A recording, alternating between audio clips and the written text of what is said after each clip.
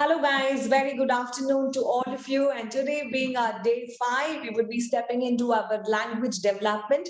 And yesterday and before the days, also, we were working towards language. But today, it's going to be the most important part of our language development. We would be learning the parts of speech, which we call it also function of words.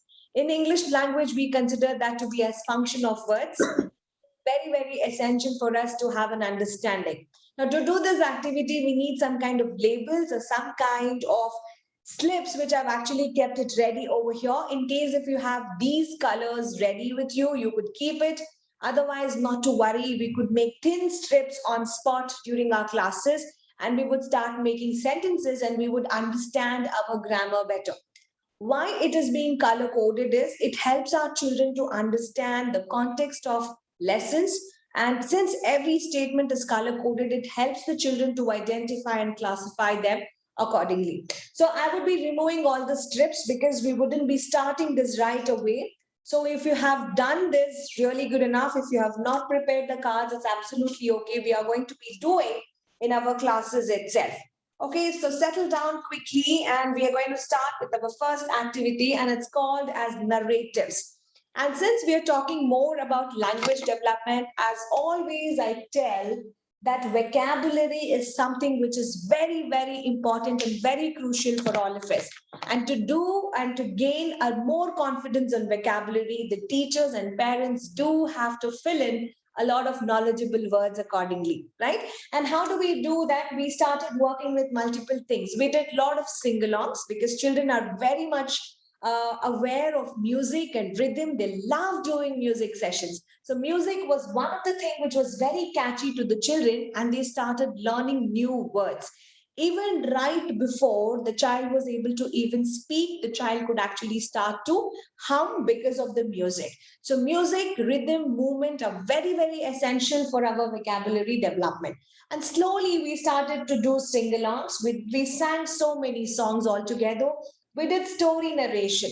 When it comes down to sing-alongs, we have multiple kinds of songs to sing. For example, when I begin with my classics, I have songs like this. I could say, Jack and Jill went up to hill to fetch a pail of water. Jack fell down and broke his crown, and Jill came tumbling after. Twinkle, twinkle, Jack and Jill, Humpty Dumpty. These are all the classic songs. When we give any of the classic songs for our children, it's very important that you need to also give them some kind of a value education. So that means when I take up this particular song itself, Jack and Jill going up the hill to fetch a pail of water, Jack fell down and he broke his crown, but Jill also came tumbling down after. So there are so many actions that you can actually introduce to children that they are climbing up the hill, they tumble down, he broke his crown, right? There are so many actions that you can actually help. Now, what is the intake over there? You could always tell that, when you're climbing up the hill, you got to be a little bit more extra careful. So children are going to be taking away some kind of a learning. It could be like very poetic. It could be sounding like a jingle itself. But again, those classic songs have a lot of takeaway things that we can actually introduce in our classes. For example, Humpty Dumpty sat on a wall. Humpty Dumpty had a great fall. All the king's horses and all the king's men could not put Humpty Dumpty together again. So when we are asking these questions, what happens there? You tell to children that you got to be really careful when you're sitting on a wall. Can we sit on a wall, children? And the children say, no, ma'am. Why? Remember the story of Humpty. What happened to Humpty? And now what is Humpty? He's not an egg.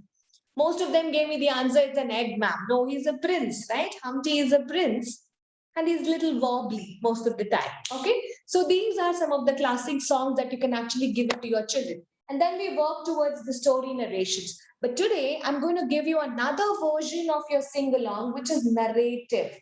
Okay. So what are narratives? We're going to have a sequence out of the story. We're going to bring out the sequence out of the story. So if you have a piece of paper, everybody can write down the sequence. because we're going to be singing along with the sequence. If you don't know the sequence, it becomes really difficult for you to sing the song. The sequence goes like this. I give you a whole. Okay, the sequence goes like this. Okay, the first one is like whole. Can you all see my board? Yeah, much better. Okay, the sequence goes like this. So we have whole. Okay, much before that, there is ground. Then you have whole. In the whole, I can actually have a tree. Then I have a limb. Then I have a branch. Then I have a nest. Then I have an egg. Note it down. Note down the sequence. Okay. We have an egg. Then we have bird. Then we have wing. Then we have feather. Then we have bug. And then we have germ. Okay. So this is my sequence. And I'm going to do a narrative of this sequence. If you have the same sheet, you can keep on drawing as and when we go. Okay, so I have made my ground, which is the first thing.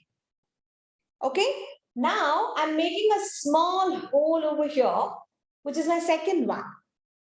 Now in the hole, I'm going to put some seeds, okay, which is not there in the sequence. I believe that I have not taken that. And then when the seed is growing, it starts to begin to become a tree. Okay, when the tree is growing big enough, it can have a limb, right? So from here is what I will take it forward, and we're going to do this narrative all together. Ready, everyone? Ready, all of you are ready? We're going to do this for the very first time, and then the second time we're all going to be singing along with me, right? There was a ground, there was a ground in the deep woods. There was a hole on that ground, the prettiest hole that you ever did see. The hole on the ground, and the ground on the hole, and the green grass goes all around, and the green grass goes all around. And in that hole, there was a tree, the prettiest tree that you ever did see. The tree in the hole, and the hole in the ground, and the green grass goes all around, and the green grass goes all around. And on the tree, there was a limb, the prettiest limb that you ever did see. The limb on the tree, and the tree in the hole, and the hole on the ground, and the green grass goes all around, and the green grass goes all around. And on the limb, there was a branch, the prettiest branch that you ever did see. The branch on the limb, and the limb on the tree, and the tree on the hole, and the hole in the ground, and the green grass goes all around, and the green grass goes all around. And on that branch, there was a nest, the prettiest nest that you ever did see. The nest on the branch, and the branch on the limb, and the limb on the tree, and the tree in the hole, and the hole in the ground, and the green grass goes all around, and the green grass goes all around. And on the nest, there was an egg, the prettiest egg that you ever did see. The egg in the nest, and the nest on the branch, and the branch on the tree, the branch on the limb, and the limb on the tree, and the tree on the hole, and the hole in the ground, and the green grass goes all around, and the green grass goes all around. And on the egg, there was a bird, the prettiest bird that you ever did see. The bird in the egg, and the egg in the nest, and the nest on the branch, and the branch on the limb, and the limb on the tree, and the tree in the hole, and the hole in the ground, and the green grass goes all around, and the green grass goes all around. And on the bird, there was some wings, the prettiest wings that you ever did see. The wings on the bird and the bird in the egg and the egg in the nest and the nest on the branch and the branch on the limb and the limb on the tree and the tree on the hole and the hole in the ground and the green grass goes all around and the green grass goes all around. And on the wing there was a feather, the prettiest feather that you ever did see. Now started. The feather in the wing and the wing in the bird and the bird in the egg and the egg in the nest and the nest on the branch and the branch on the limb and the limb on the tree and the tree in the hole and the hole on the ground and the green grass goes all around and the green grass goes all around. Now everybody sing along with me. Now after the feather, there was a bug. And on the feather, there was a bug, the prettiest bug that you ever did see. The bug got the feather on the wing and the wing on the bird, egg and the egg on the nest and the nest on the branch and the branch on the limb and the limb on the tree and the tree in the hole and the hole in the ground and the green grass goes all around and the green grass goes all around. And on the bug there was a germ, the prettiest germ that you ever see. The germ on the bug. Egg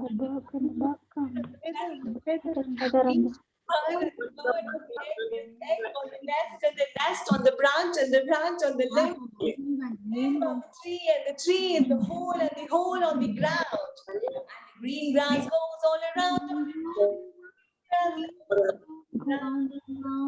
You need to know this is an amazing sing-along. Thank you so much for participating in this. These are called the narrative songs, which you can actually give it in your classes because children definitely need some kind of the sequences. So you could put this sequence really good enough so that the children understand, like going right, what one you can actually have. You can keep on writing these particular sequences all together, and you could help the children actually to work on these particular things. So this is one of the most famous songs that we generally have this particular thing. Okay, so this was one of the sing-along. So it's called Green Grass Grows. So you can actually like search on the internet to get some kind of music to it and play it in your classes, but get your verses correct. Okay, so you need to have how many number. You can go on and on. Okay, so you can go on and add more. On the ground there was a nest and the flower and bud and so many things. You can actually change it and make it a little bit more versatile. So it all depends upon improvising your child's vocabulary. Now the child learned so many words along with music. There was movement because we generally used our expressions so that the child could actually learn it up. So this is always a part of it. So whenever you're doing whichever subjects all together, you need to be starting off with some kind of music and some kind of a rhythm. Okay, so that was one of the thing. And now we're going to be standing up for another sing along from the learning station. It's called Boom Chicka Boom. Okay, so we can all stand up. So it's from the learning station. So you can actually search this on the internet and you can actually play the song for your children. Okay, so it's called Boom Chicka Boom. I'm going to be sharing that on the screen. And here we go with this particular music for a child. Start playing. It's from Learning Station. I'm going to be repeating again. It's from Learning Station. Can you all see? From #1 best kids songs by the Learning Station. You can sing along. You can sing it better. I said a boom,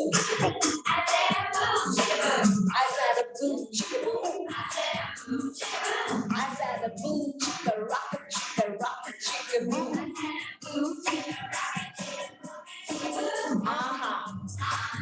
Oh yeah. one more time. Baby's time. I said a boom, chicka boom.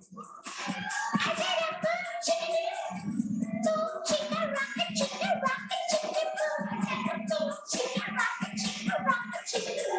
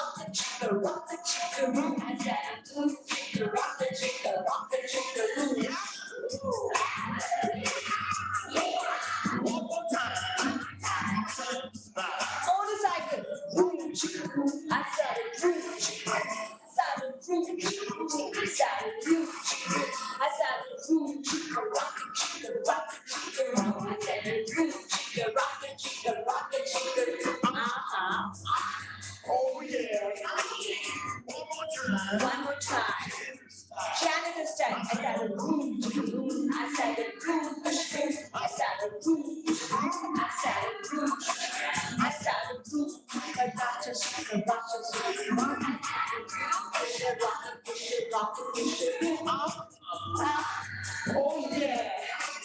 One more time.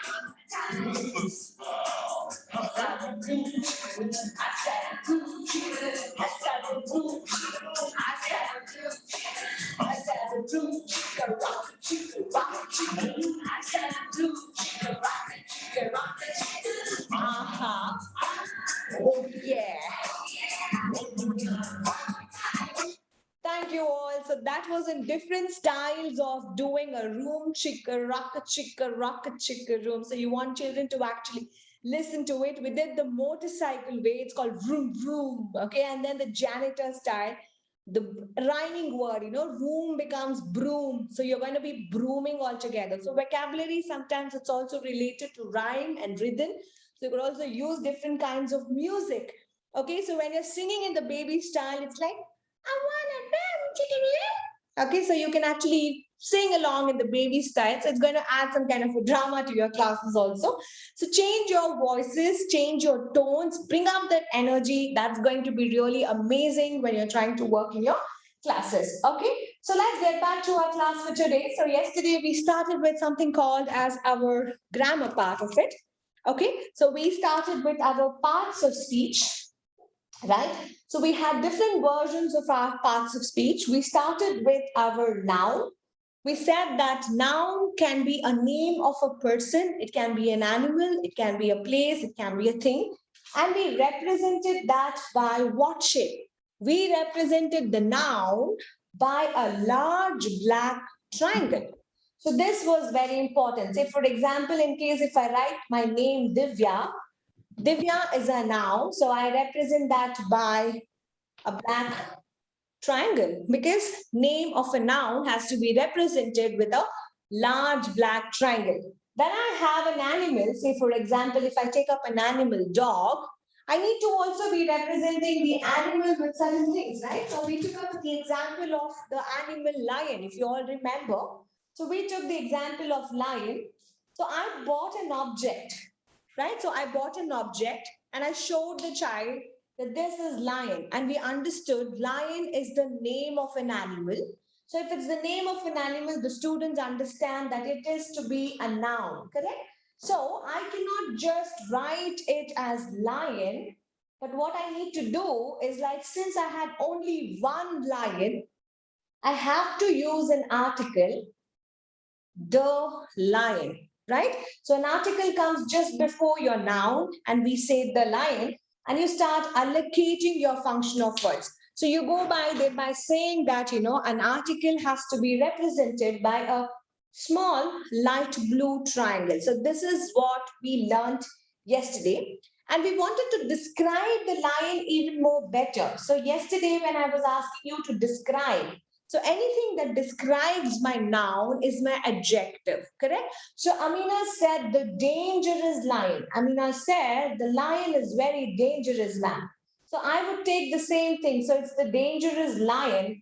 So I am going to be describing my lion.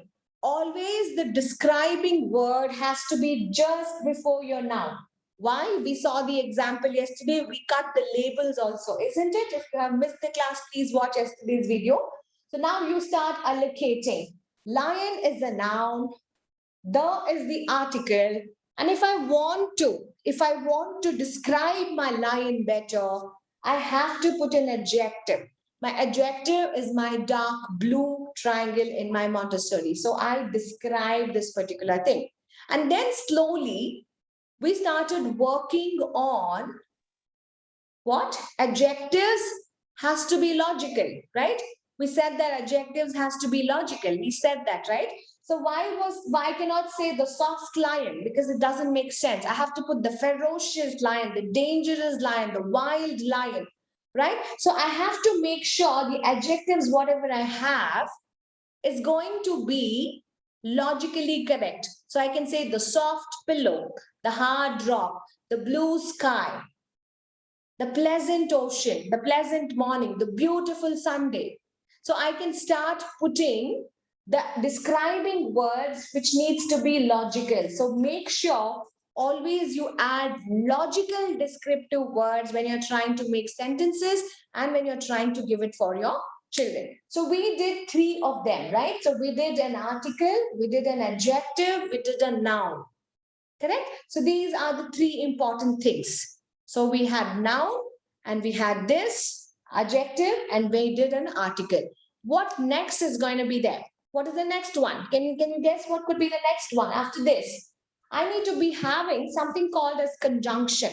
Now, say for example, yes, conjunction is what I'm going to be having it next. Say for example, if I had some flowers, okay? Just think if I had some colorful flowers, but since I'm not going out anywhere, I could not bring the bunch of flowers. But what you teachers can do in your classes is like if you have a flower garden at your school, just go and pluck some colorful flowers and bring some real flowers to your class. And then you will show it to children. Children, can you see this is a beautiful flower? You have to show a real one. I'm giving you a picture card, but for this exercise, you're going to have a real flower or any real object, you're going to have it. I'm going to be introducing conjunction now. So I first tell them this is yellow flower. How do I say that? How do I say that? Say first importantly, what I need to do over here is like children identify this is a flower. Correct? All of you agree on that? It's a flower. But is this the right way to represent a noun? Is this the right name to represent a noun? Is something missing? Is there something which is missing? Can I represent a noun just by the name of it? Beautiful. Article. Beautiful. Add an article. Right? So I need to add an article. The article can be a or it could be the, and I cannot use it because it is starting with the letter F. So I cannot use this label. Rather, what I have to use it? I need to tell the child that you need to be using the flower. Now, since I'm going to be describing the flower, what can I describe it as? I can describe The yellow flower. Yellow flower. By adjective. Yellow flower. yellow flower. Okay. Now I have told the child that this is a yellow flower. This is the yellow flower. Now what I do is like, similarly, I bring in more number of flowers to my classroom. Real flowers. Okay. This is all the picture cards, but I get some more real flowers. I get an orange color flower. I get a pink color flower to my class. I bring all of them to my class. So what do you think my label should be? I got this, and I got this to my class, right? So what am I trying to do? I had a yellow flower and I had my orange flower. Just this is my Yellow and orange flower. yellow flower to my class. Then I got another orange flower to my class. I'm holding them together, right? So when I'm holding them together, what I could do is like I can hold them together or I can tie them together. So in Montessori, to help the child understand the concept of and, we use a thread or we use a lace and we tie it around. Okay, so we tie it around just to make sure that they're together. Okay, when I tell about the plus symbol, so we are joining them, we can either use a thread, woolen or a lace or ribbon and show it to the child that they are together. So I have a yellow flower and an orange flower that's together. So when there is and, what do? I need to bring another label over here and I say it's and.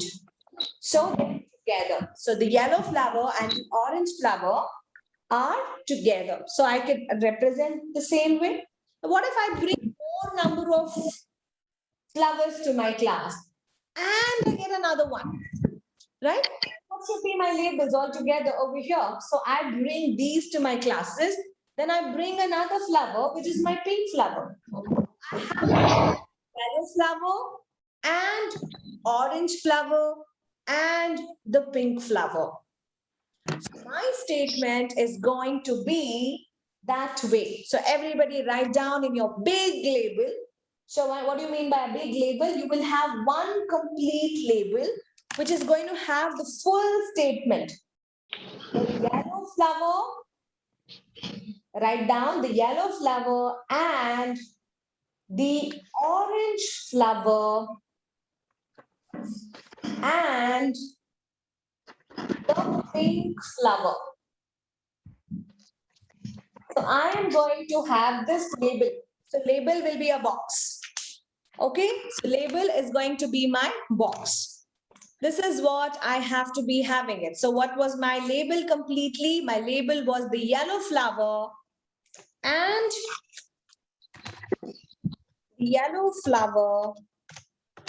and the color, tell me, and the orange Flower. flower and the Red flower. pink flower. So this was my Flower. which I actually had it, correct? So I had this as my label, correct? All of you. Now what I need to do over here is like, is my statement correct? So the teacher gives you the statement. Is the statement correct? The statement is not correct because something is missing there. What is missing in our statement? Something. Period. Yes. What is One Punctuation. period and comma. yes. And Comma. something missing. That's our period, right? A full stop was missing for us.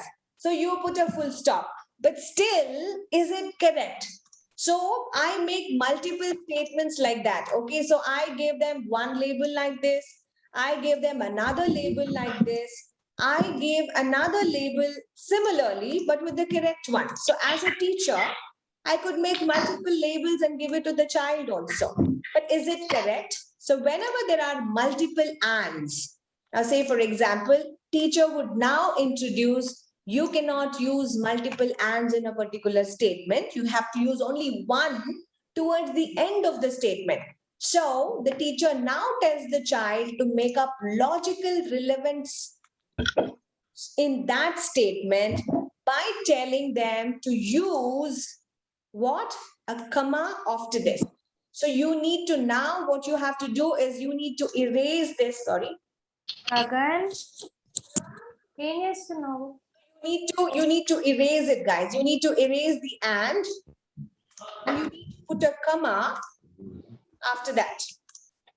Okay, so you need to put a comma after this particular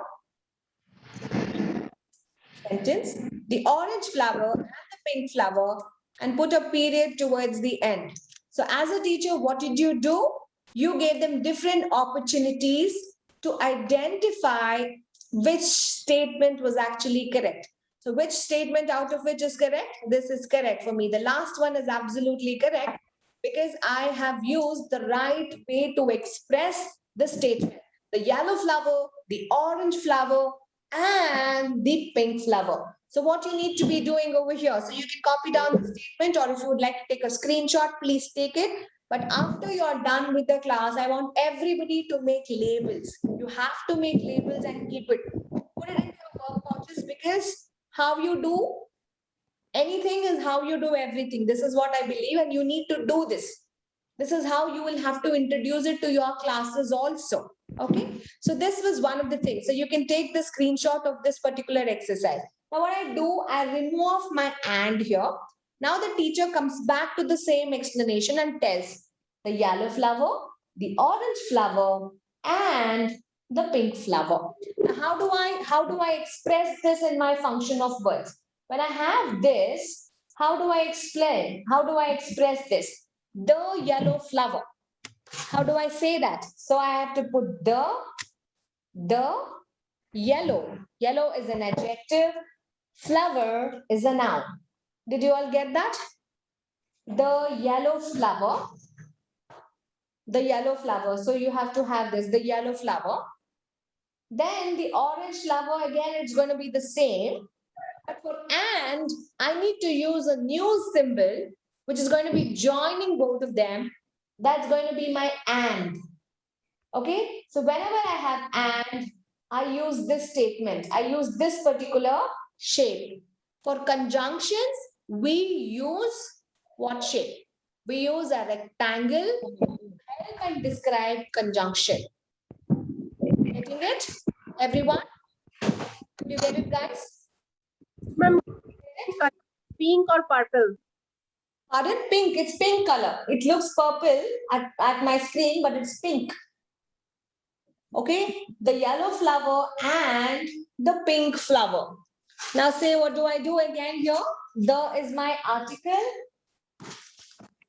pink is my adjective, flower is my noun. Okay, so you need to, my label is very small for this, but you should get this. Here, all of you so far, you can write it down in your books also. So this is going to be your exercise that you had to be working towards it. Now, I had so many, right? So I had so many of them. I had my yellow flower, my orange flower, and my pink flower. I had this. But where should I be keeping all of them? So where should I keep all of the flowers? I had it with me, but where do I keep all of them? Where should I be keeping all of them? The flower vase. So I need to keep it in a flower vase, right? So I can say I can keep it in a flower vase. Okay, so I can either keep in my yellow flower vase or I can keep it in my green flower vase. So which one shall we choose? I'll give the choice to you. Yellow. Yellow color. Okay, so we will choose in the yellow color vase. So you need to now put it into the yellow vase, right? So all of them, my this, and this is where. Now I got to bring in my new label, which is my positional word. And positional words are like a bridge for me, and I would represent it by a green crescent. So where is it? It is in the vase. Where is it? It is in the vase. So and becomes my conjunction. Yellow flower, orange flower, and the pink flower in the yellow vase. Okay, so in becomes my crescent. So wherever I have positional words, it's in the vase, on the vase, near the vase, behind the vase, in front of the vase is up to you. Whichever positions that you want to be teaching, you can teach the positions accordingly. But all the positional words, whatever you have, you need to be using a symbol for that. That's our crescent, green crescent. So position or preposition is represented in Montessori using a green crescent. So far clear? Take the same label. Okay. So we're going to have the same label. I'm going to be putting the same label where? So let me clear everything. So I'm going to have the same label, but I'm going to be putting everything. I'm going to put everything in the yellow wall. And I'm going to be putting a full stop over here. So I need to have a comma. Okay. So how do we draw it? How do we draw it, guys? So the is my article, light blue. Yellow is my adjective, dark blue. Flower is my noun, so black color. So it goes the same. Article, adjective, noun. Conjunction, I have to put a rectangle. Okay, again, I have my article. I have my, tell me what is it, adjective, and I have my, Noun, Noun, and again, it's a preposition, position. So it's preposition. Green. article, my adjective, and my, noun. Noun. got it? Yes. So this is going to be my light blue. All my articles are going to be my light blue, correct? And all my adjectives are going to be what color? They're going to be dark. Dark blue. Dark. So it's going to be dark blue color. So we have our adjectives going to be dark blue. So pardon with the colors. Okay, so it's going to be dark blue. And all our nouns are going to be in which color? Black. Nouns are going to be black color, correct? Nouns Black. present in the Black. color black. Okay, so the nouns are going to be a black color. This is how you would start representing any statement. You can take up any statement wherever you find, and you can write down and find out what are the parts of speech. And for conjunction, we do have the pink color. Pink color. Joining words, so we color it in color, And for my present, I have my green color to put it into this. So the yellow flower, the orange flower, and the pink flower in the yellow vase is our statement. Okay. Now you can write anything. Okay. So you can write any one statement, try it out for yourself, or you can take up any of the write-ups and find out what is the function of word and for that particular thing. It's a quick assignment. You could do it after the class also. Take any lines and try to figure and try to tell me if you're able to figure out the noun, the adjective, the article, the conjunction, the preposition out of that. Okay.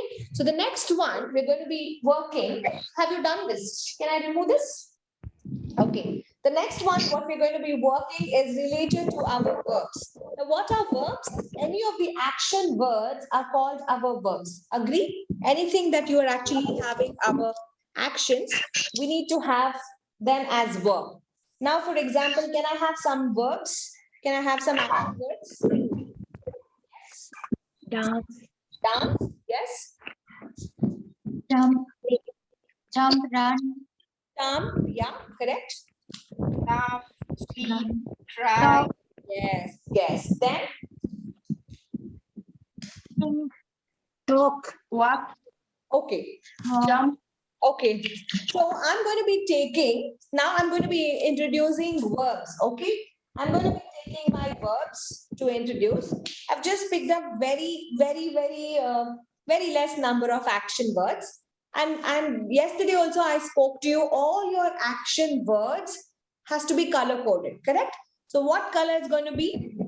red, red, All your action words needs to be red in color. So I can say roar. Now, who can actually roar? lion, lion, Okay. So when I say run, who can run? I can run, you can run, we all can run. We all can run, we all can roar, we can actually pretend. But I'm trying to introduce with animals because I want children to understand it better. So I say, okay, tiger is going to be running. Okay, lion's going to roar, tiger is going to run. Then I could say, okay, sleep. Now I could say the cow is going to sleep. Okay, these are the three actions that I'm going to be doing. And then I can pick up another one, say jump. And I could use donkey, rabbit. I don't have a picture of a rabbit right now. So I'm just taking donkey. You can choose whichever animal that you are comfortable to your class to introduce. So you collected all of them. Now you're going to just do a pretend play to a child and you say, okay, lion roars. Roar. Okay, so you can actually make that kind of a action and you could look directly into the lion also and you could say, lion, roar now. Okay, and the lion starts to roar at you back. Okay, so these are somewhere you're trying to work on the one-to-one correspondence because you're looking at the lion, you're trying to personify yourself as the lion. So you get involved into the role, you get involved into the character, and you start pretending to be like a lion. So that's one of the things. When I say because I allocated this one, it was still right. When I say run, what should my tiger do? The tiger should start running, correct? So we say, tiger, tiger, run now, run now. We use these kinds of actions in our stories, don't we do that? Once upon a time, there was a lion who was sleeping. The tiger started to run, and the lion got disturbed and he started to roar. Make up your own story. So we are very much worried and we want very much to actually work only on these because I've allocated a particular action to an animal. The cow was also sleeping there. Then horse jump. So you could go with one-liners also. Horse, why don't you jump? Cow, go take a nap. Go and sleep. Come on, start running. Lion, start to roar. So you give them different actions. So these are all command oriented. So you are going to command. The child is going to command. Rather, I could say the teacher just allocates the different actions in different animals. And you can command the children to actually make them work on those particular actions. And the child now starts to command these animals. Okay, now come on, stand up and start jumping. Okay, come on, stand up and start roaring. Okay, now enough of running, now sit down. Oh, how much time that you want to take us for sleeping? Come on, now wake up. So you can give more number of actions altogether. Okay. And how do I carry all these animals? Always through a basket or always to a tray. So once I'm done, I'm going to be taking back all my animals and I'm going to be taking back everything into my tray because I cannot carry everything. Now I have these ones, correct? So I had my words. Now I had all my animals, right? So I can actually introduce my one by one, okay? So who was roaring? I'll ask questions to the child. Children, who was roaring? Who was roaring? Lion. Lion roared. Lion. Lion. Roars, right? So, or the horse roars. Is it correct? It's not correct. So the horse cannot roar. So I have to use the lion roars, correct? So make up these cards. Now these becomes logically correct. So you're trying to work on the logical part of your verb. The lion roars. Read the sentence. Roar the lion. Not possible. So I can put the lion roars. I can put a yes and I could make the sentence really good enough. Now, the is my article. Lion is my Noun. noun. Noun. And roar is Verb. Verb.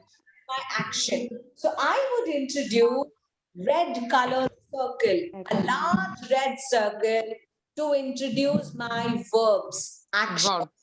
Verb, yes. Verb is used to introduce. Okay, Action.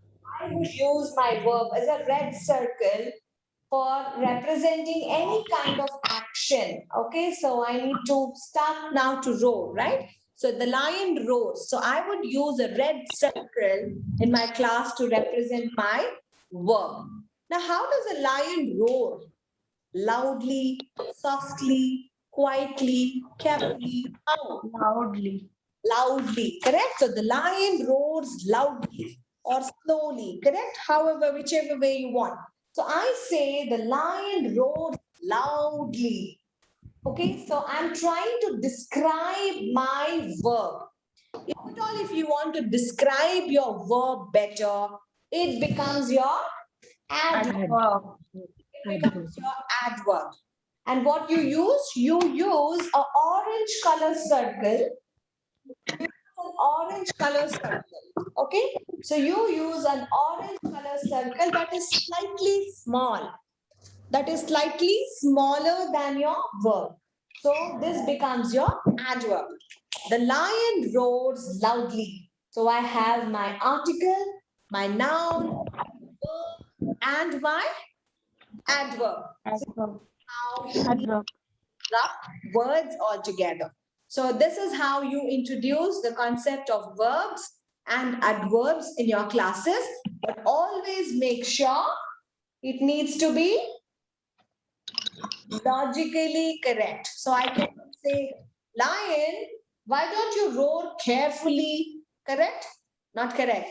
Lion, start to roar fastly. No, lion roars slowly. Not possible. Lion roars loudly. So when you're making sentences, make sure they are logically correct and it makes sense for our children. Okay.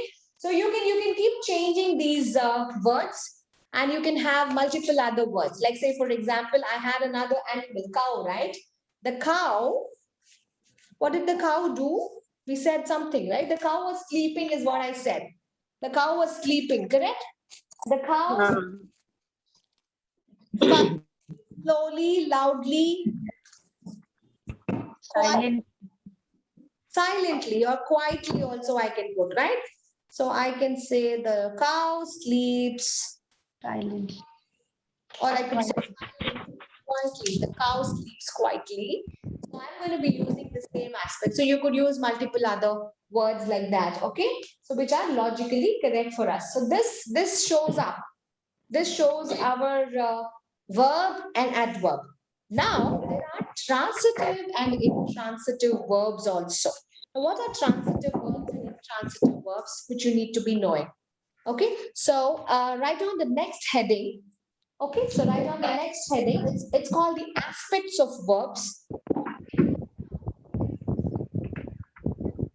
Okay, everybody stand up. Okay, everybody stand up. Let's see. We're going to be working on transitive and intransitive verbs. Okay. So it's called aspects of verb. When I said to everyone, please stand up, everybody stands up, right? So we are going to do this exercise on verbs. We stand up and I ask everyone to walk. Walk. Okay? I asked everybody to walk. I ask everyone to walk. And then after that, I'm quiet.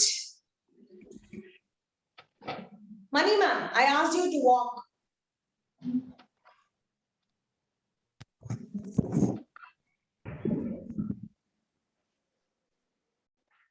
Delphine, I asked to walk, not to swing. I asked you to walk. Walk. How long we will walk? Me this? Who asked me this? How long we will walk? Okay. Now, Tina asked me how long. I'll tell you. Keep walking.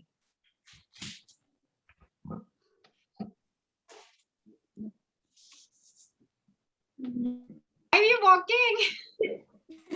Yes, Anamika, Are you walking? keep walking or not? Why we are walking? For what we are walking? Why are we walking? I'll tell you, keep walking. Okay, so Anamika. So I got two questions. I need more Where is questions. the destination? Okay, Monica asks me, where should I go? Where, till where? Till where? Destination. So she asked me till where I have to walk. We keep doing it. Let me get some more questions. I got only three. We are so many of them. Walk fast or slow? Okay, how should I walk? How? Fast or slow? Okay, Whether we walk front and back. front and back. How? Okay, so When I stop walking, okay, Amina is asking, when will I stop? Any directions? For how long? Decided which path to follow. Okay. Okay, if anybody is on a step track, Walking good for exercise. 100 steps. Is walking good for exercising. Walker, you're part of a little bit of your exercise. Your walk time is done with this. Okay. Thank you so much. Wonderful. Thank you so much. Please sit down. So I had an amazing preparation for this exercise. Why I wanted you all to actually work on this exercise is the time that I told you to walk, really good enough. You stood up and you started walking. The time I did not say anything, so many questions kept on popping. Why should I walk? How long should I walk? Why are we doing this? Which direction I have to walk? Okay, so this is an open-ended question. When you say walk, you're giving an open question. So this comes under aspects of verb. So anytime you're giving actionable items to children, you need to also give the deadline. Okay, walk a mile, walk 500 steps, walk till that wall, walk till you reach this particular place, walk fast so you can complete these many calories. You give them some kind of a direction. Okay, so what happened there was like your intransitive verb became transitive. That means whatever was not addressed. So this is intransitive, walk. So when I said walk a mile, it becomes positive, right? You know your destination. You will start checking on your step counter and you will walk for a mile and you will stop. So whenever you are working with verbs in your classes, you need to also make sure that you give them the proper aspects of verb. Okay, got an understanding now why we did this exercise? You cannot just say run, jump, skip. Okay, so you can't do this. You have to say, children, can you run fast to reach a 50? What is that? What do you call that? What is the running race? How do you measure that? I'm so sorry, I'm not hearing it. Meters. Yes, Meters.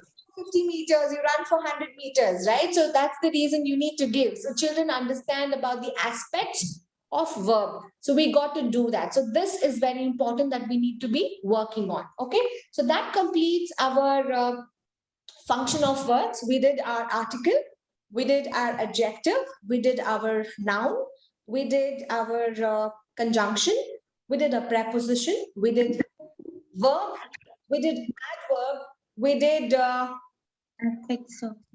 yeah, aspects of verb. Now the next important part for me is like now I'm the entire language construction. See here on the first level, we do not consider pronoun and interjunction and all of that. We don't work with common nouns, proper nouns. Okay, so we don't work with all of that. We only work with the smaller part of our grammar. Yes, Debalina? Ma'am, is there any sign for the aspect verbs? Any symbol? Symbol. Any symbol? No. I'm saying is like, whenever you're giving any verb, you need to make sure, okay, when you're telling to children, you need to make sure run for 50 meters, jump 10 times, fly 8 times. You're going to give them the destination. Otherwise, the children will get confused like all of you. Okay, you are smart enough. You are very smart enough to ask me the question. Just imagine the children, they wouldn't do it. They would not. When children start to answer you back, that is when their IQ starts to develop. So they'll start questioning you back. Why, ma'am? Why are we doing this? If you give this to a playgroup child or an M1 or a nursery child, they might not be able to ask you. They'll keep doing it. They keep doing whatever you do it. But if you give the same thing to your first standard or to your LKG or UKG, they'll start questioning back. So that's the important relevance of our aspects of verb. So you need to be working towards it. There's no symbol as such to represent it, but this is what we would be focusing in our classes too. Okay, so let's move on to the next one. It's called the simple sentence construction. So I wanted you all to make some cards. Okay, so what you could all do is, if you have not got any of the cards ready, I'll give you 5 minutes. What you could do is like, please, if you have a paper or if you have any colored paper. If you don't have a colored paper, you can take a white paper and you can make some strips. A small strip like this, of this particular size. Okay, so I'm not going to, I'll tell you what to write in that, but don't write anything. Then if you have a green color, you can make some 2 to 3. If you have orange, you can make 2 to 3. If you don't have, make everything in white. Yellow can be some 5 or 2 to 3. All you can make 2 to 3, 2 cards or 3 cards. If you don't have any, I'll repeat it again. You can actually make it in white color itself. So these strips, I'll give you 5 minutes to cut them into multiple pieces. Okay. And we're going to start with that.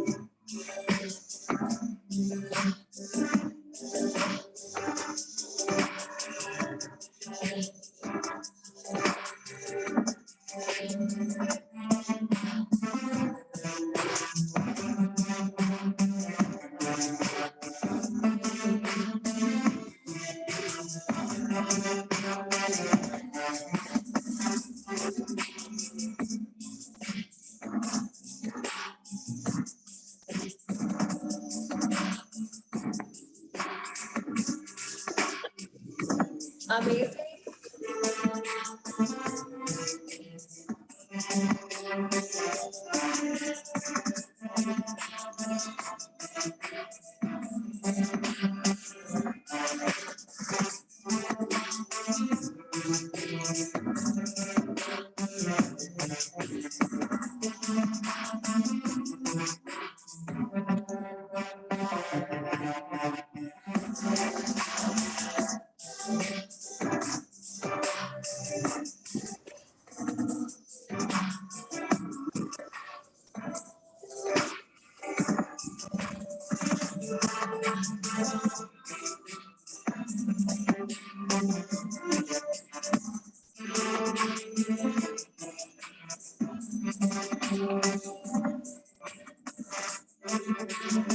Dear, I don't have yellow. Can I use orange one? I don't have yellow.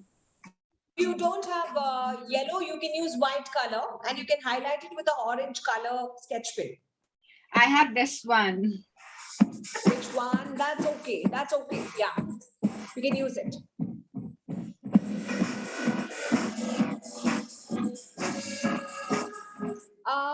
No. 1 second. Anamika, if you don't have any particular color, it's better to use a white color and we will highlight it in that respective color. So tomorrow when you're looking back, you'll not get confused with the color because we are very particular about the color codes from here. You can use a white color. Not to worry. You can use white color. If you have any color missing, you can use a white color, white sheet. So that's the reason I've used the first one being the white sheet. And then we will highlight it with that specific color code.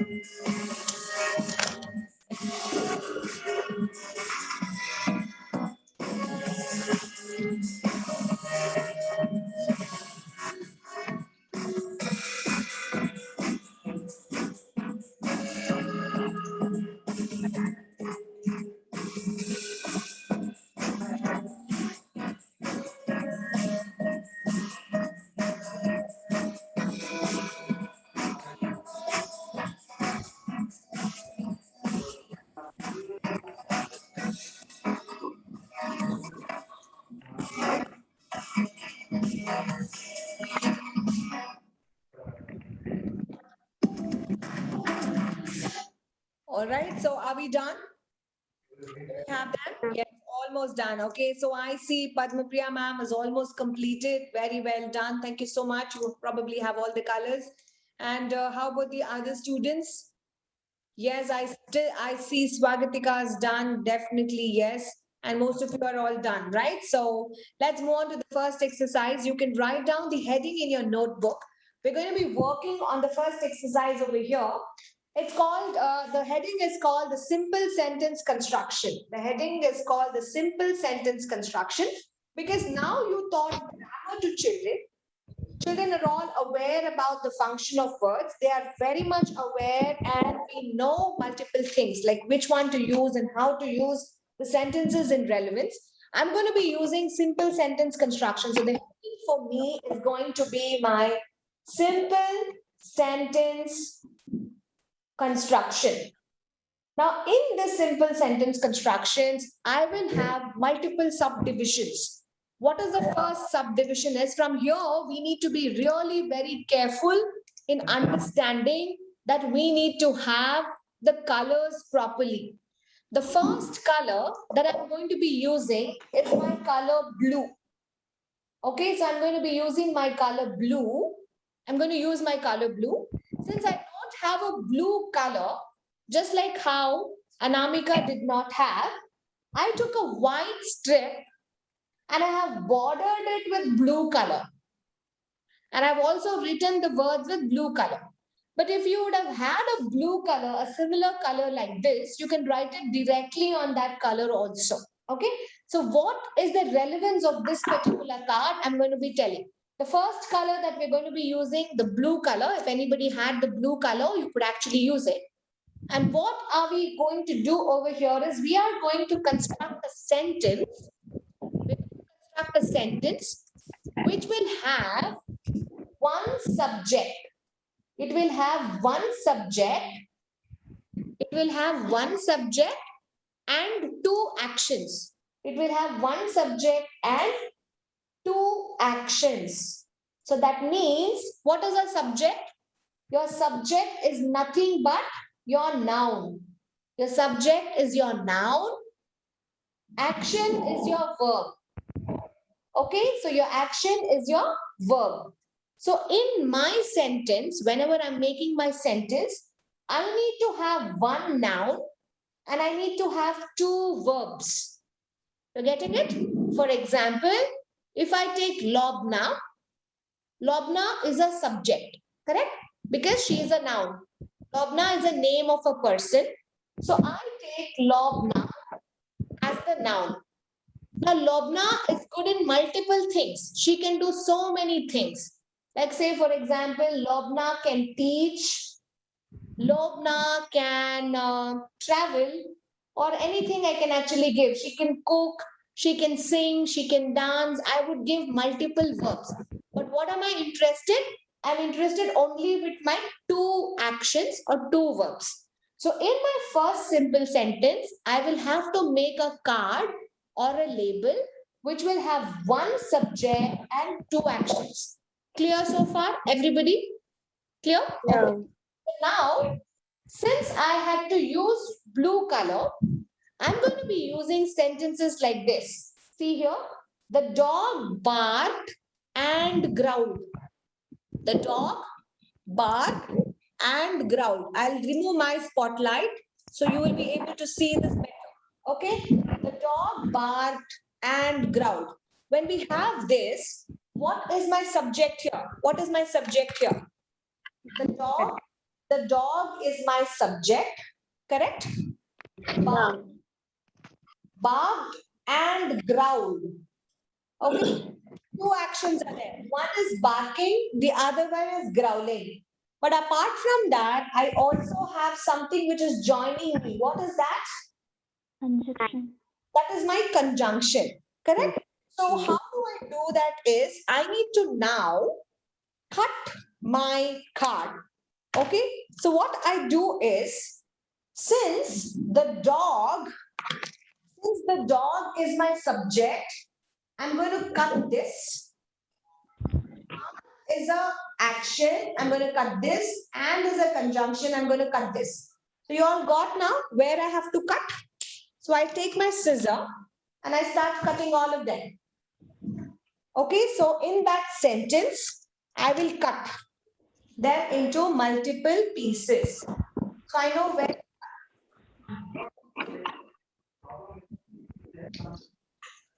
Okay, so I had multiple.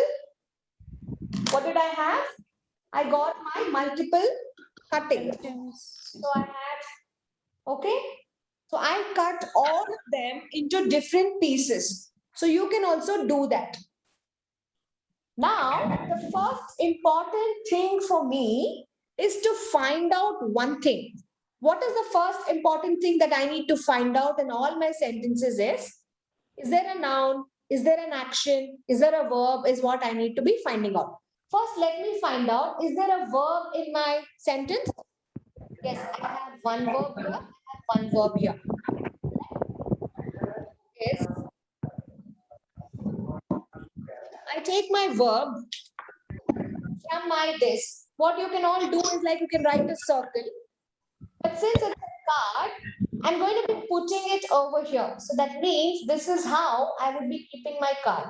So when I keep like this, children understand it's a verb. Okay. Now since the dog is a noun, I can keep it like this. The dog was a subject, right? So with combined with my article, I'm going to be keeping. So rather, I will not keep this one. I'm only interested with my actions. Now I start asking questions to children. So far clear? I ask questions to the child. I say, children, what did the dog do? What did the dog do? Barked and Barked and growled. I will rearrange it because it had two actions altogether. Clear? Clear, everyone? I will rearrange it. Now I start asking questions to the child. Who barked? Who barked, children? When I ask a question, Dog. Dog. the dog. So I Dog. it with a black arrow. The dog. Who barked? The dog. And what else, children? What else he did? Ma'am, Growled. growled. He also growled.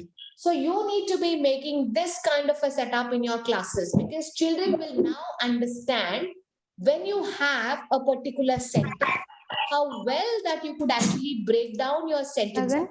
It's going to be helping them to understand the questions. Who barked? The dog. What else he did? He growled also, ma'am. Okay, so what did he do? Okay, so you can ask more questions. Why, when, what, how. Ask any questions which is related to these particular things. Okay, so clear? So you can make more sentences like this. You can make some more sentences and keep it with you. The horse ran and jumped. The girl ate and drank. The boy is reading and writing. So you can make some more sentences. Keep it for yourself. I'll give you 1 minute to write down the sentences. Write 3 sentences which is related to one subject, 2 actions. Subject, 2 actions. So you can write on your own also. You can write on your own as well. So you can start writing on your own too. Anything. So start writing on your own. If you forget about it, you can think about yourself as a subject. Divya ran and jumped. Divya ate and drank. Divya is reading and present, past, future. Any tenses doesn't matter. Or one subject, 2 actions. It's going to be of the color blue.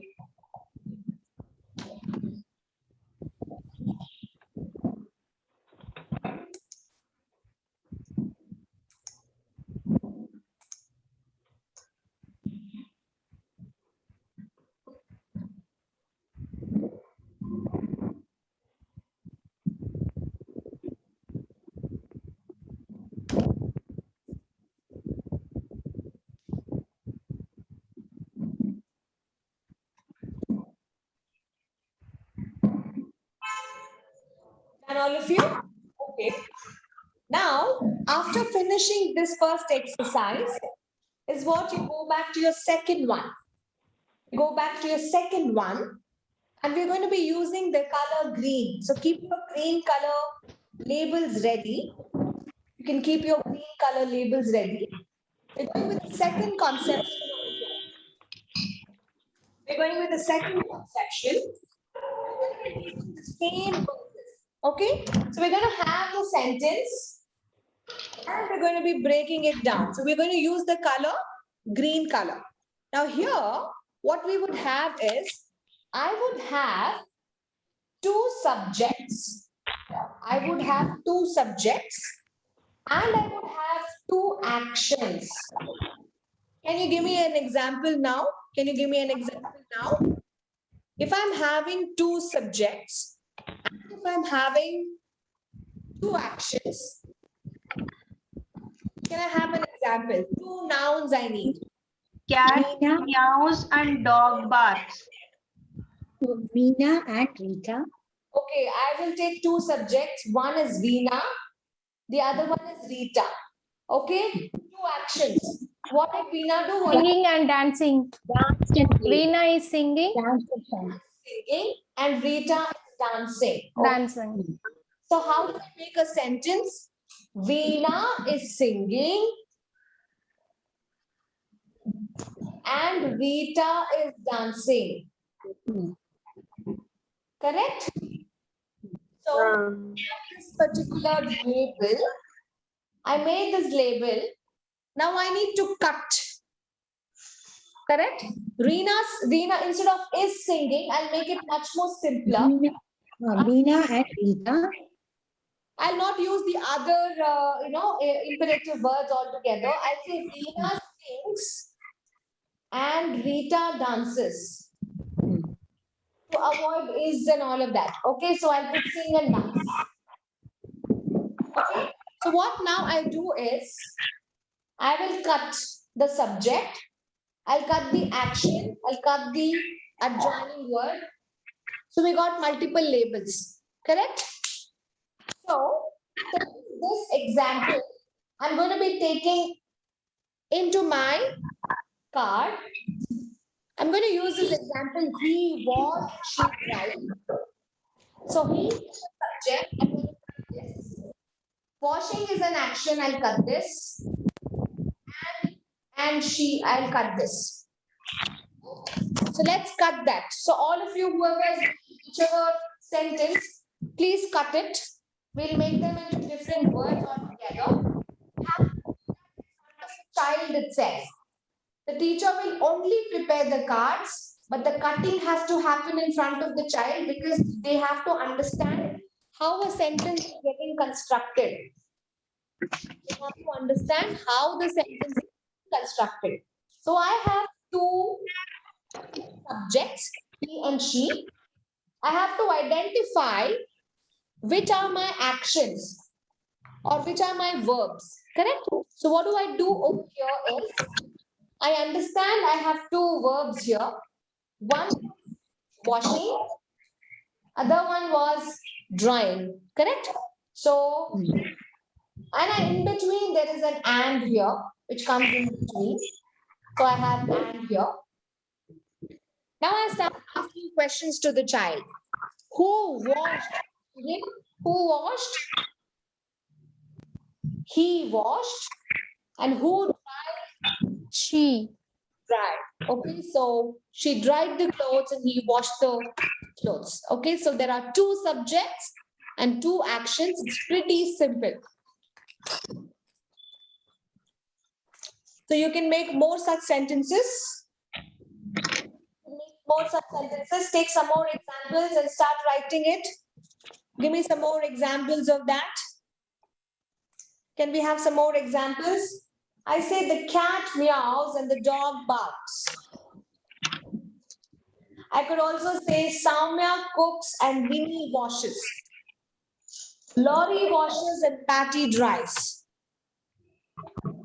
Anything that you can add on. So if you forget what kind I have to do, two subjects. So think about your best friend. Divya writes and Kavya corrects.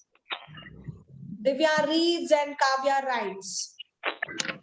Divya, Rohan sings and Pat dance. yes, you can have that. Correct. Yes. Start making your own sentences. Maybe 3 to 4 sentences. You can make it so you get the hang of this particular exercise, and it has to be in color green. Please remember, it has to be in the color green. Anytime you find the sentence card, simple sentence construction, so you need to make them into green cards. So it's going to be visually also important that children identify these particular exercises. So start writing. I'll give you 1 more minute to finish this exercise. If you finished it,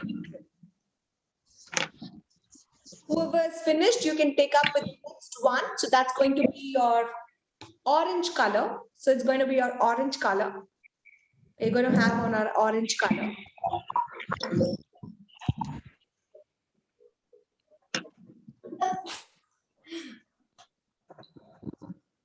Oh, for a second, I thought I did not click on the recording of the meeting. Okay, thankfully it's recording. There are many absentees today.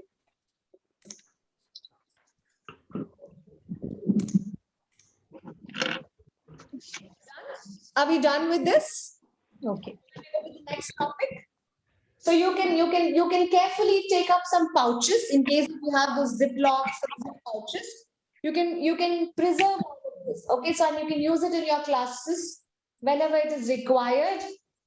Make spontaneous words, okay? So it helps you to actually keep your things safer and neater. Next one, we're going with the next sentence construction. It's called, the next one, it's with the orange color. Now here, I'm going to have one subject only. I'm going to have one subject. I'll have, instead of two actions, I'll make it one action. I'll also have one thing.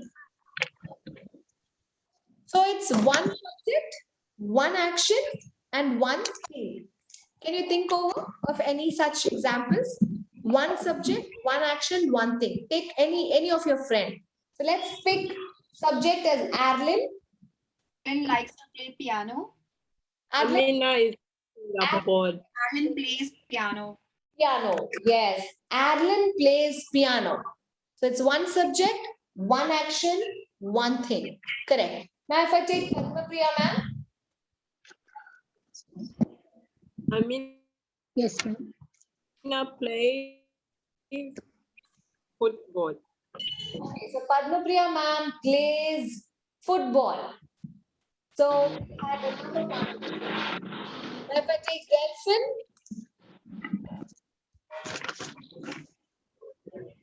Delphin is the subject. Cooks biryani. Delphin cooks biryani.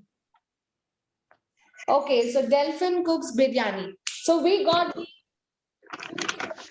of this particular subject. So we are going to be working on one subject, one action, and one thing. We're going to be working on the same. I hope you've all written your sentences. So what I have made over here is like, I'll erase this, okay? So what I have it for all of you is in this. So I have also written something on biryani because it's Friday today. Nita cooked biryani. The dog slept on sofa. Divya made notes. He swept the floor. Okay? We have multiple statements like this. So you can also make 4 statements. What's more important for me is like cutting the words. Correct? So what I need to do is like I start cutting the words. So I have my subject. Subject is getting cut. I have my subject. My action is getting cut. And my thing got cut. So what is the first important one I need to be working is identifying my verb. Correct? So I need to identify my verb. So I have to be using what? I need to be using a red color circle to represent my action, cooked. Now I start asking questions to the child. Children, who cooked? Ma'am, it was Nita. What did she cook? She cooked biryani. So you can add questions.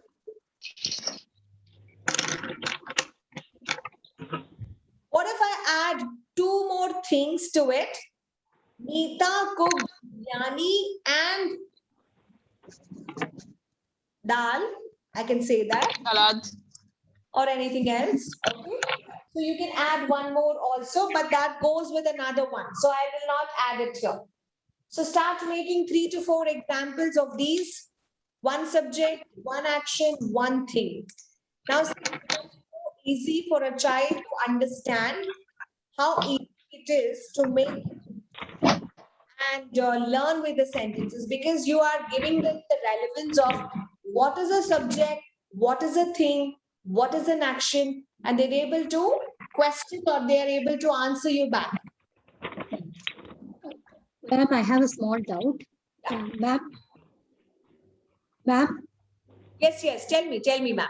yeah, or like there could be a question like this also, no? What did Nita cook? Yeah, it's up to you. The question can be up to you. When you're putting this arrow, you ask the question, what did Nita cook biryani? So that answer time is what you need to be putting it over here. Okay. Okay, the answer time you're going to be putting it so that the child will only focus on this part of the answer. So that's important when we are constructing sentences. Clear? So shall we move to the next one? Have you made up good notes of this? Shall I move to the next one with your permission? Are we all done? Yes, ma'am. Okay. The next one is the yellow color. Okay, so we're going to be using yellow color for this. And we're going to make a very, very minute change in this. Okay, so here, as I said earlier, it had one action, one thing, right? Now I'm going to add two things. Now we're going to add two things, as simple as that. So see, with the same example, you can take it up. Ma'am, Yes. excuse me. Ma'am, Namrata here. Ma'am, Yes. please mute all. I'm not able to hear properly your voice. Sure. Thank you. Okay. Now we're going to add one subject, one action, and two things. Now, since Namrata had raised me this question, I'll take Namrata as the subject. Namrata, what are the one action that you want to do? One action. Any one action. Play. Okay, Namrata ma'am is going Sing, to Namrata, sing, sing, sing, oh? Okay. sing. Okay, Namrata, she's, Yeah, I was muted, ma'am. That's why. she's good in singing, so she will prefer singing. What are the two things that you're going to sing? Song and rhyme. So she's going to sing a song and she's going to sing a rhyme. Okay? So Namrata is doing one action, but on two things. Now, say for example, if I take Divya, I'm going to play. Maybe I'm going to play. I'm going to play what? I'm going to play tennis and I'm going to play football. So, play is an action, but you have two different things of that particular play. So, what you could do here is you can make words with one subject, one action, and two things. For example, the boy played tennis and football. The boy played tennis and football. Can we have some more statements like that?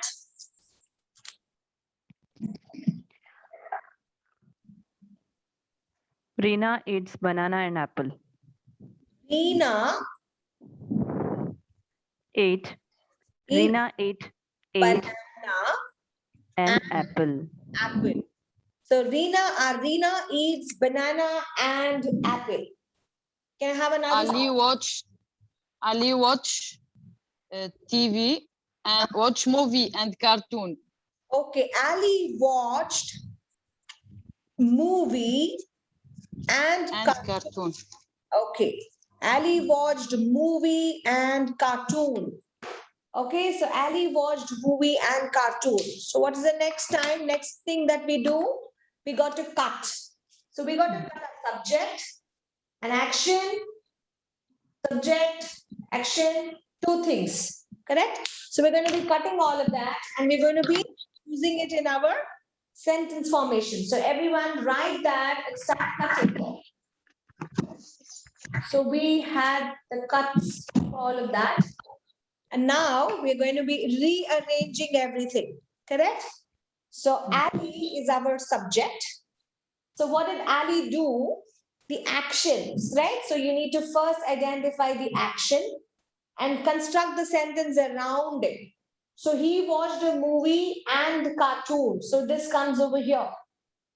So start questioning to your child. Once this is done, Ali watched movie and cartoon. So start questioning.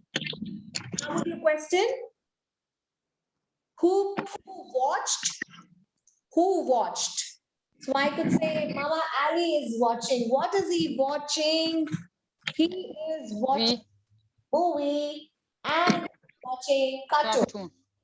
Okay, the position of arrow should be that way. So from the verb to the subject, from the verb to the subject, from the verb to the things. So it should be the throw up questions like this.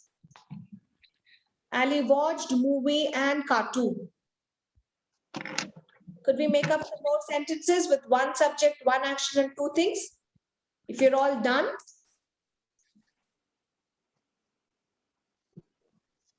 Ma'am, for 1 minute. I just Yes, come. yes, yes. I'll give you another 1 more minute for this. You can continue writing it. So you can continue. Another 1 more minute.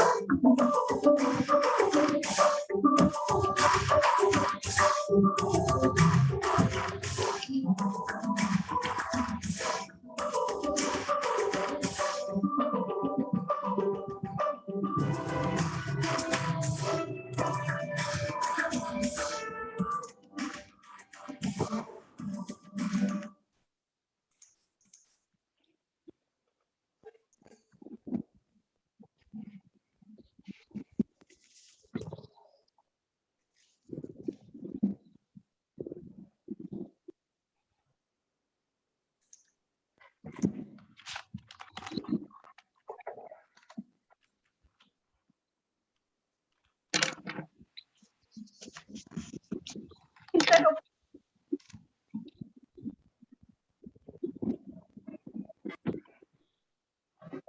Ma'am, Yes. You done? Oh, wow. That's wonderful. So I see the Belina's very good.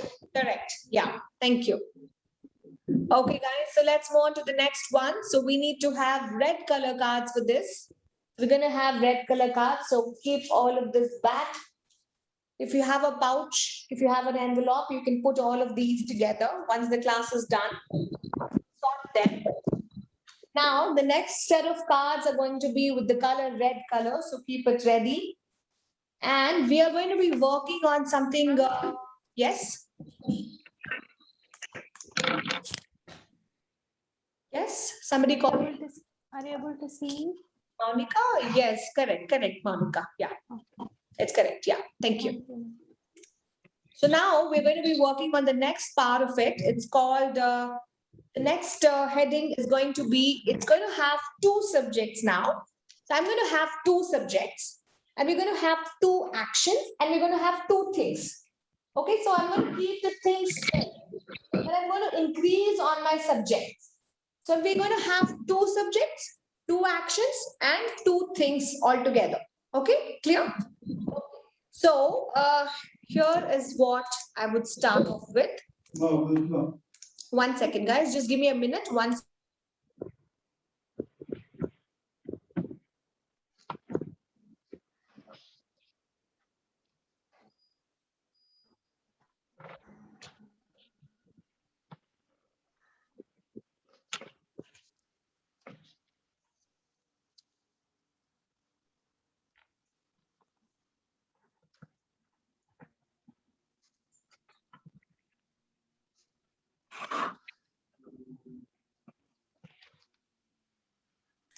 Sorry, guys. Yeah. Okay, so we're going to be having these two. So two subjects, two actions, and two things. So we're going to be using the color red for this. Now, can we have some statements? Two subjects. Can we have it from our team itself? Whoever names were not picked. So I will take Lobna and I would take Anamika. Okay. So Lobna and Anamika have taken. Okay, so two actions, two things. Each one is going to give me one action and one thing. Lobna, one action, one thing.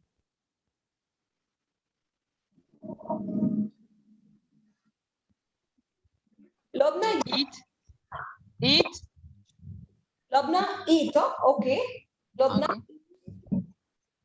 Eat rice. what would you eat? Rice. Okay, so Lobna is giving us, okay, so she's going to be working on these two aspects.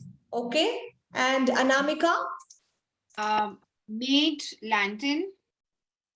Okay, no. What is the action? I need to have another action. I said made. You want something? Sang song. Sing. Okay, so you're going to sing a song? Yeah. Okay, so we're going to be making a sentence with this. Lobna eats rice. And I'm going to put and Anamika sings song. So you can make up one particular label with that. So like that, we can also make some 2-3 other more labels. So I have done this particular one. So thank you so much, both of you. And we can actually work on this. She danced salsa and he sung vocals. He threw the ball and she swung the bat. She cooked pasta and he baked a cake. Okay, so let's quickly make 3 sentences.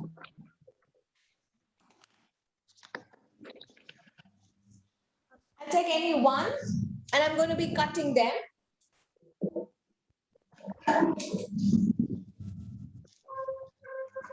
Subject, cut the actions and cut the things.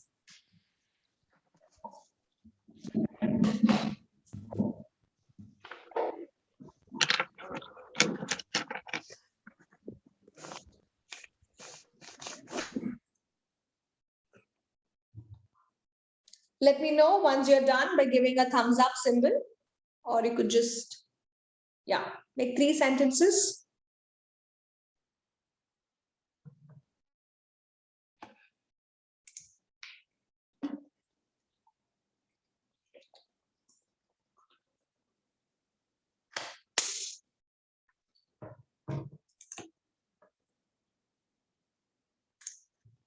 Let me know once you're done.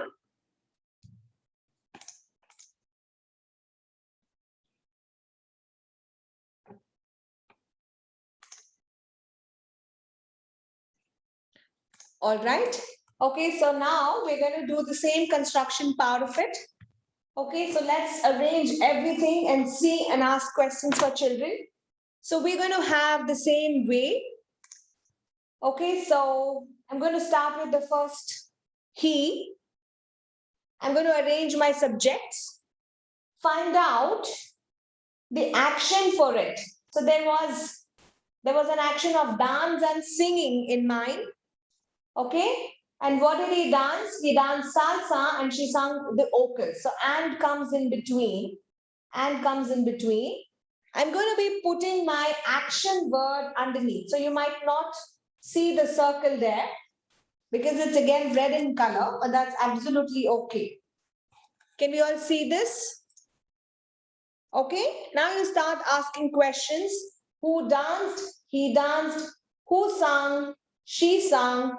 What did he dance? He danced salsa. What did she sing? She sung vocals. Okay, the questions are according to you, however you want to ask questions. Every time you ask a question, you start putting the arrow marks, okay? So you can put those arrow marks and the children might be able to answer. You can ask, you can repeat it. You know, what kind of song did she sing? So she sang vocals. What kind of a dance he had? He had salsa. Okay, multiple things like that.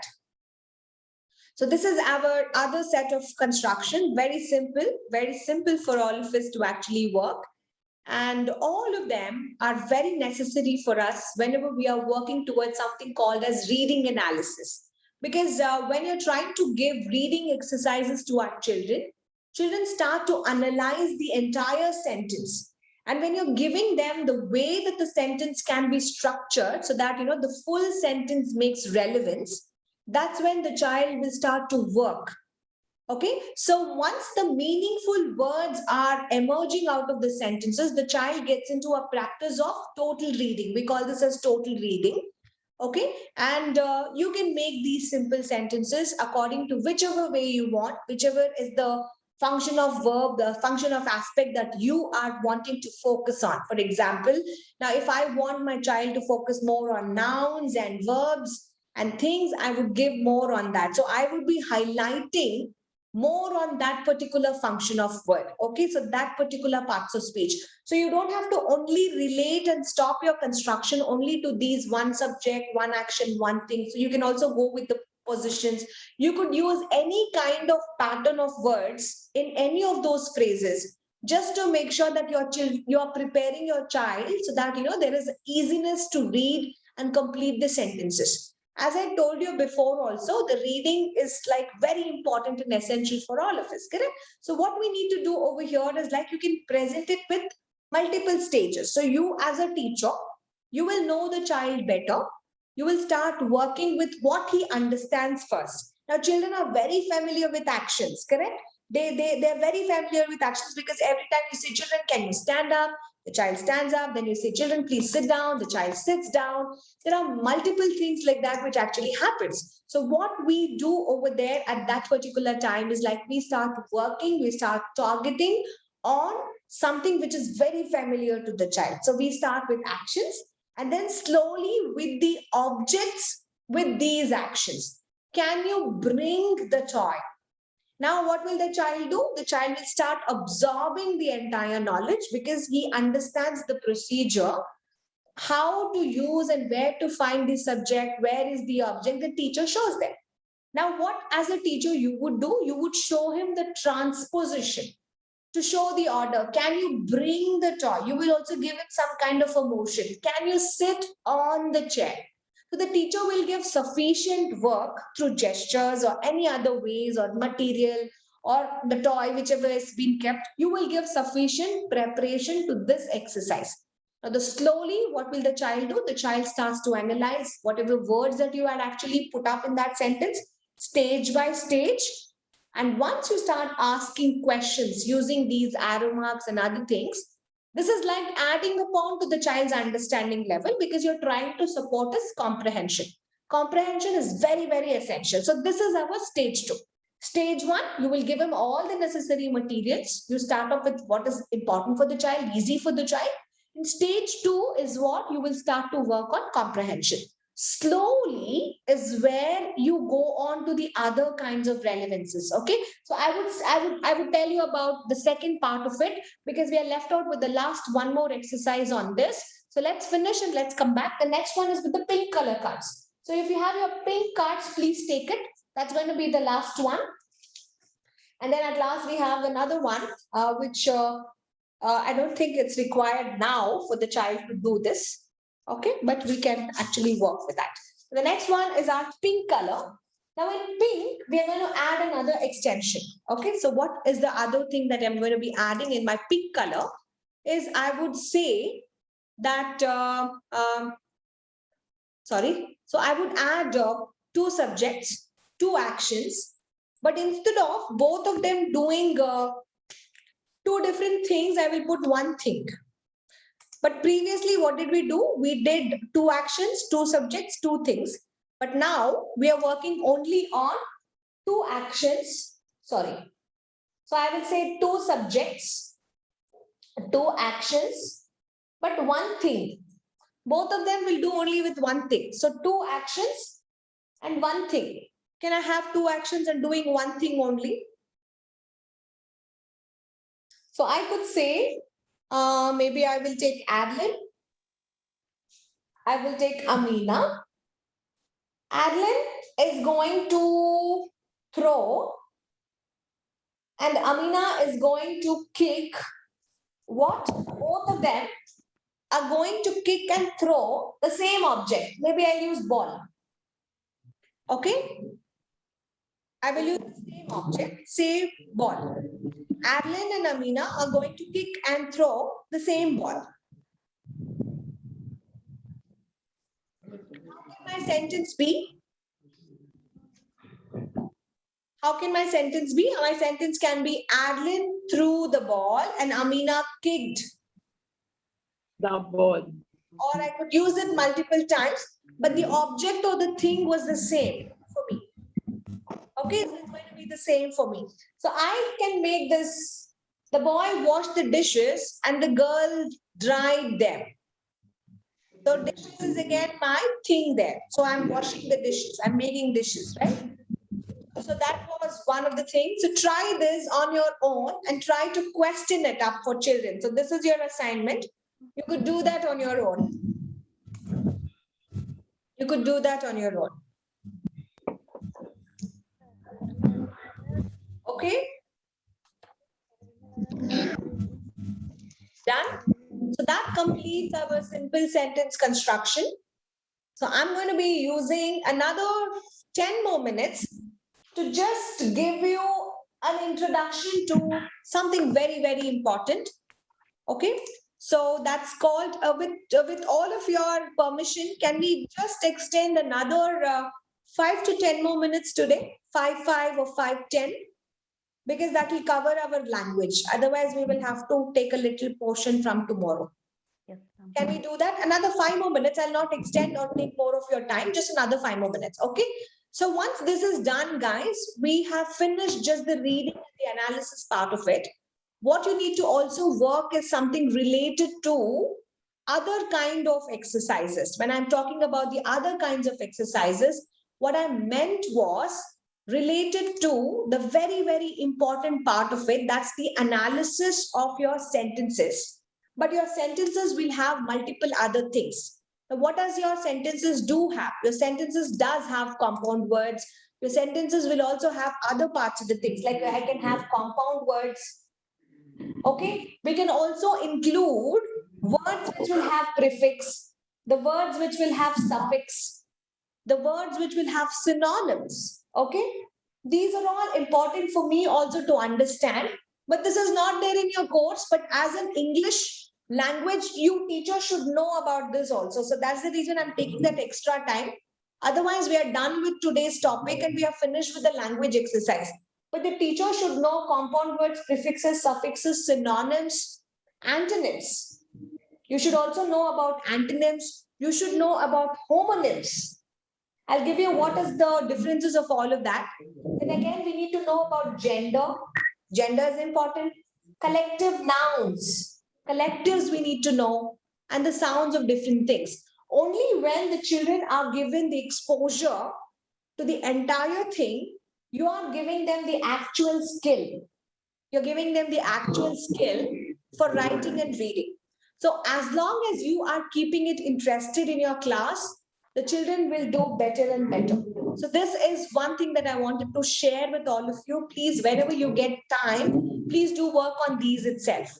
Okay. Now, what could be my prefix? What could be my suffix? What is my prefix? The word which we add before the Yes, correct. So anything, if I'm adding before the word, okay, so my prefix is like in case if I have something like, code, if I had anything before that, say for example, if I put D code, totally it becomes an opposite of it. It changed its meaning itself. Agree? It changed its meaning itself. So if I'm adding a prefix, it's going to change its meaning altogether. Now, if I have agree, do you all agree? Do you all agree with this? Do you all agree with that? Yes, but some might say, no, Divya, I don't agree. I disagree. So I'm going to add this being the prefix. So it totally became an opposite of agree, disagree. Okay, so that becomes my another prefix altogether. Okay, so that was my second prefix altogether that I added. Now the things could be like when I say legal, I could say illegal. So illegal totally changed. When I say history, what is, I can say prehistory.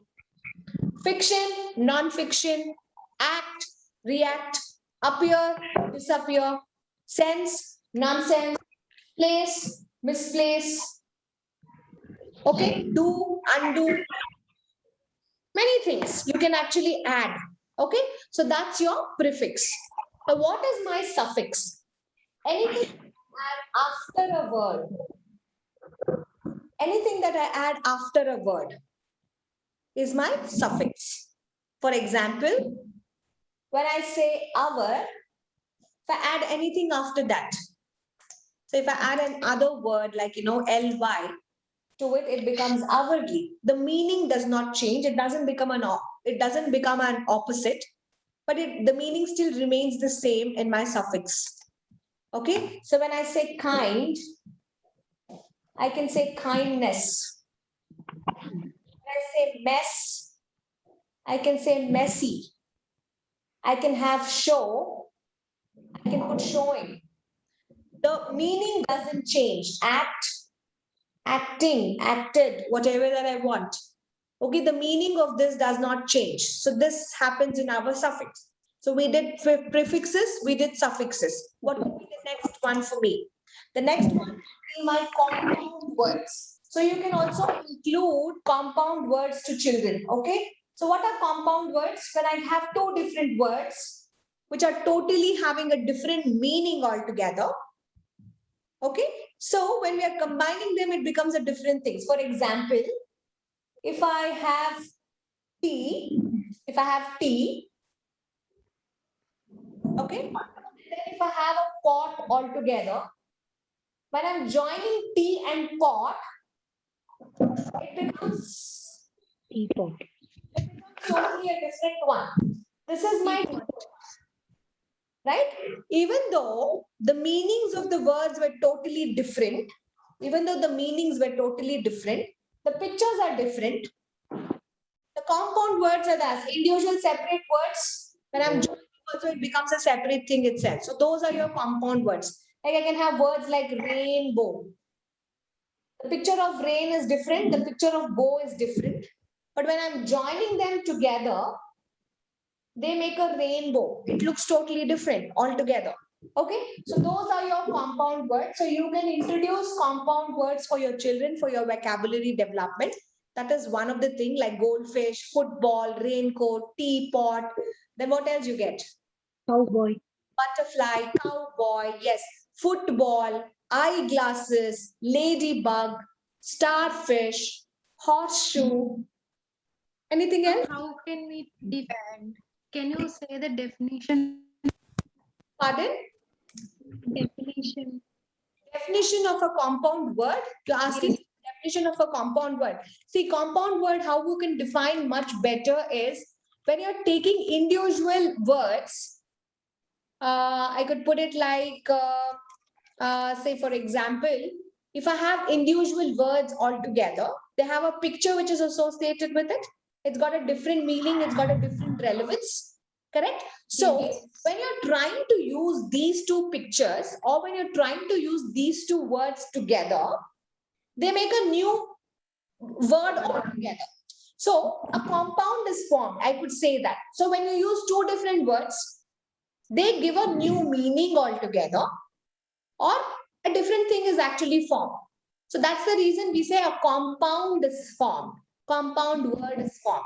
So there are again, when you break the word, now say for example, if you already have this word, let me take another marker. When you are trying to have this, say for example, when you have this rainbow, this is a compound word because it's got a combination of two of them. When you're trying to break this compound word, we call this as open compounds. We call them as open compounds because you're trying to spell the two separate words. Rain is different and O is totally different, right? So you put them together.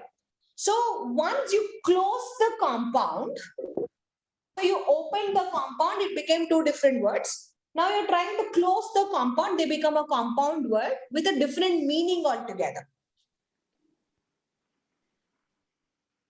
Yes, ma'am. Yes, ma'am. So that's the way you can define, but I don't know the proper dictionary definition for it. Okay, so this is how you teach class. Sure, sure. Okay, thank you so much. Thank you, ma'am. Next, we are going to learn is on homonyms. Homonyms is also important. Okay, now when I'm talking about homonyms, what are they? Now, Hello. yes, Synonym, antonym you are not doing. pardon? Synonym and antonym. I'll come back. Okay, I'm randomly picking up topics. Okay, so we will come back to it also. Okay, homonyms are the ones we are going to be working towards. Okay, the homonyms it is a word Same thing. which will have same sound, correct? It will have same sound. Two different words, it will have same sound. For example, I say Dear. Dear. dear, yes, D-E-A-R, D-E-E-R. It will have spellings will be different, but the meanings are going to be same. For example, Sun. I use finger ring and W-R-I-N-G, ring the bell. Okay, I can say plane, Sun. P-L-A-N-E, airplane, P-L-A-I-N, mountain plane, totally different. I am going to meet Amina. I'm going to meet Amina. I'm going to buy some meat. Getting it? So these are our homonyms. Got it? Okay. Yeah. Yes. So now what we need to do over here is like our homographs. Now homographs are nothing but similar to our antonyms itself. Okay, sorry, synonyms itself. Okay, which will have a particular word, but it will have different meanings altogether. Got it? So, Debalina, we're doing now synonyms. Okay, one word with multiple meanings. One word can have multiple meanings is nothing but our synonyms. Okay, antonym is opposite. Happy, sad, near, far, those are your antonyms. Synonyms will have multiple meanings. We can also call them as homographs also. So when I'm talking about the homographs, when we are talking about the homographs, now say for example, if I'm taking any example, say for example, what I could say, say for example, if I take this word bow, okay, one meaning of the bow is what I would wear it to my shirt, correct? The bow that I'm going to be wearing it to my shirt is one of the bow. The other meaning could be inclining or bending. I bow myself, right? To incline. Agree? I incline to someone. I'm so, what I could say is like, I'm inclining myself to somebody. I could say that. So it's like bowing. Next is, we do have another example of homograph. It could be like, say, for example, if I'm taking the word bat, it could be, one bat could be an animal, the other bat could be A bat. yeah, it could be a sport equipment, right? It could be a sport equipment also. So that is also one part of our this thing. Okay. The last part in our language is going to be our what I could say is plurals. Plurals is also important. Okay. So we have many forms of plurals. One is you either add s, you can make a table. Okay, this is very important. So you can make a table and you can help to give it to your children because they would learn it very easily. So you can either add a s, you can add es, you can totally change the gender. Okay, you will totally change the gender itself. And some of the plurals will remain same. It will remain the same.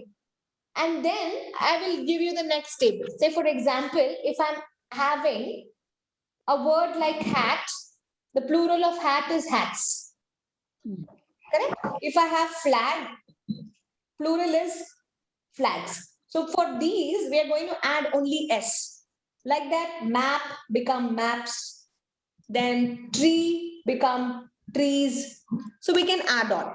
What could be the next one? Say, for example, what could be my next one when I'm trying to add my ES? For example, box becomes boxes. Peach becomes peaches. When I say kiss, it becomes kisses. So we add ES over here. So this is another plural form wherein for any of the words you're going to add ES. Now there are some plurals wherein the gender will change. If I say man, Me. men. If I say goose, Child. yeah, it becomes geese. If I say child, Woman. children.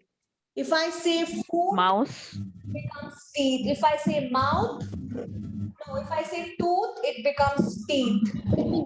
Mouse. Woman. Mouse, ma'am. Mouse. Mice, Mouse. yes, Mouse. mice, correct. So that becomes your mice. So these ones are going to be changing completely your gender. But some of the plurals, it will remain same. Some of the plurals, it will remain same, right? For example, Children. fruit only. We don't say fruits. People say, can you please buy me some fruits? No, can you please buy me some fruit? We can't say sheeps, we say sheep. We can't say musics, we have to say music. We Fish. say muses, we have to say news. We not say mathematics. Math. How do you say? Mathematics. Some of the plurals which will remain same. Apart from these, we can also have some of the plurals, okay, which will change into es. It will change into es. But there is a rule for that. Any of the word, if it is ending with Why? it is ending with f, any word with f, we change it to es. For example, can you give me any word which is ending with f? Any word if it is ending with f. Bus. Thieves. Bus. T-H-R-E-F. Thief. It's V. It's Thieves, VES. right, ma'am? Leaf. Any word. Leaf, thief. Correct. Knife. Correct. Knife. So, Knife. T-H. I. VES. Sorry, leaf. So it becomes leaves. Okay. Change it with VES. Sorry, it's not ES. We have to change it with VES. So if I have cells, Knife. it becomes, yes, K-N-I-F-E. Now it has to end with F. So I can't have this. Thief, it will not come. Thief I can put. Thief, T-H-I-F. Thieves. VES. Okay. Any word, if it is ending with F, we have to replace it with VES. So this is one of the plural form. And the last plural form is, if any of the word is ending with Y, we replace it with Yes. IS. Yes. Okay, can you give me any word which is ending with Y? Curry. City. Curry. Harry. Curry. Curry. So Curry. City. is Happy. T, Baby. city, Baby. baby, baby. Okay, Party. party, parties. Very good, correct.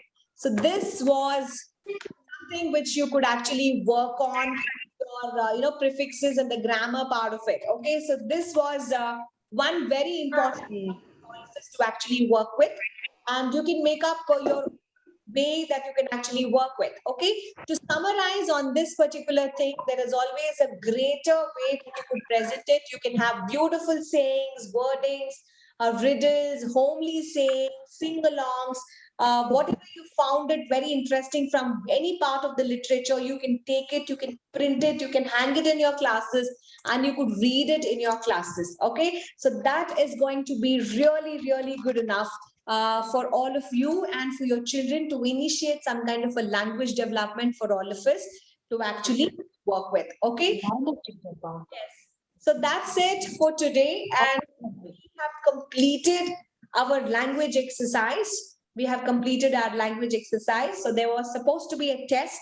So I'm going to take up the test on Monday because I felt like, we can finish off the language and then we could do it.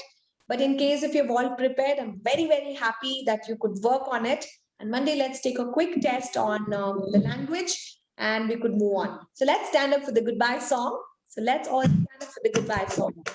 We are done with language. So you have to give yourself a big pat. Jump up high. Stand up. Okay. Clap your hands. Sit down, stand up. 1, 2, 3, 4. Sorry. Spin around, jump up high. Okay. Clap your hands. Stand down, stand up. 1, 2, 3, 4. Goodbye, see you again.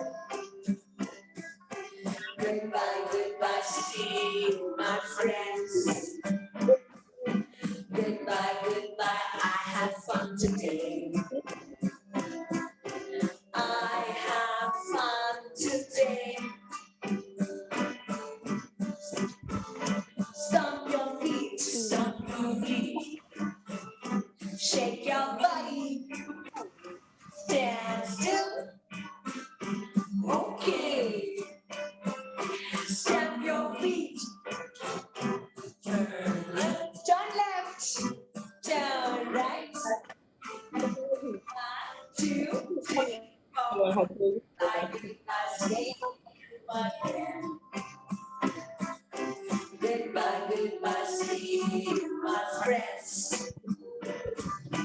Goodbye, goodbye, I had fun today. I had fun today. I had fun today.